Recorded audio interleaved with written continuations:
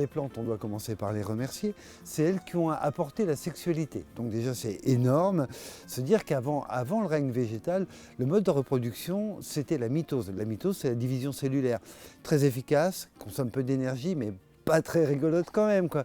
Donc les végétaux amènent cette drôle d'idée de mâle, femelle, échange de gamètes, etc., apportent la sexualité. Ce qui fait que quand le règne animal arrive, hop, nous on a déjà ça, on a cette idée de la sexualité d'un mâle et d'une femelle.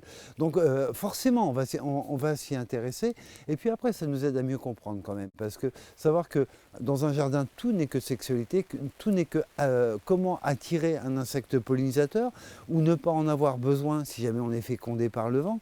Donc voilà, les fleurs sont colorées, parfumées, alors c'est qu'elles ont besoin des insectes. Elles sont quasiment invisibles comme pour le blé ou la vigne, alors c'est que c'est le vent qui cherche de faire le travail.